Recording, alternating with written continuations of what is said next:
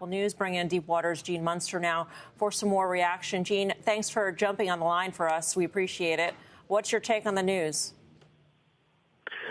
It's about 2 years earlier than what I was expecting. I really thought Cook was going to kind of see the Trump administration to its kind of as soon as Trump was done. He's done such a good job of navigating the uncertainties around there. Surprised around that. I mean, that's kind of, in some ways, kind of focusing on the details. The big picture is that this is something that we, of course, have been expecting for a long time. And it's worth noting that even though it's coming early, this is a big deal.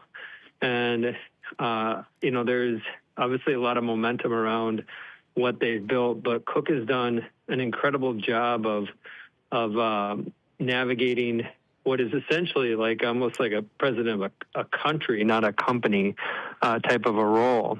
And I think when it comes to Apple, what their greatest, I think one of the greatest gifts that Steve Jobs gave the company was the gift of transition. And he did over a 3-year period, worked with Cook on that. And I think that's going to just kind of test this, their continued ability to do that. I suspect that Tim's been thinking a lot and doing a lot of work around this and wanting to carry on what Jobs did for him 15, 16 years ago.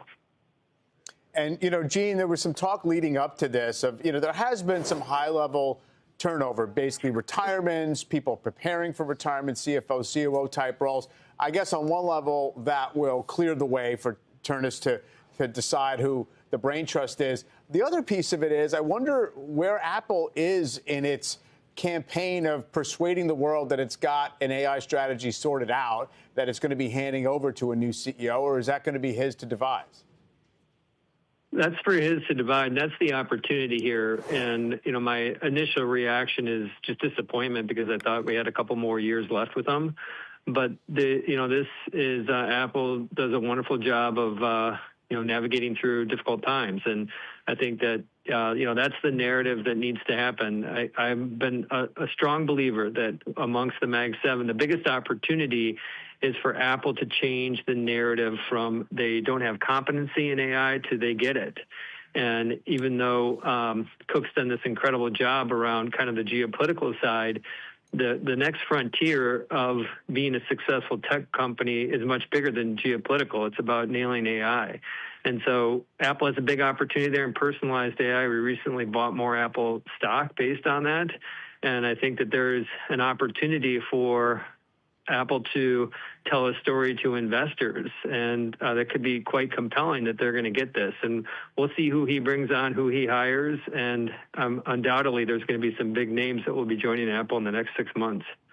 Do you have any sort of picture or gleaning of what the path ahead immediately might be for Apple with Ternus at the helm, given that he is the head of hardware and engineering?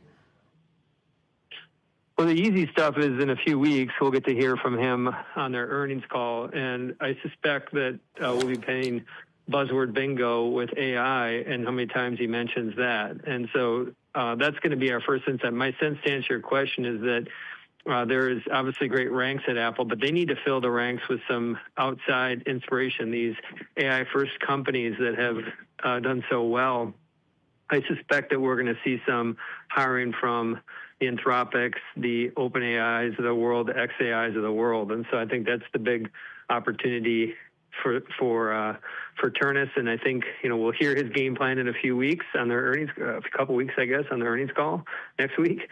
And we'll definitely be keen to hiring. That's the key. As far as the substance, kind of, Mike, where you're going with that too, is that, we got to hear from what's going on at WWDC and just to see some of the substance around the new Siri.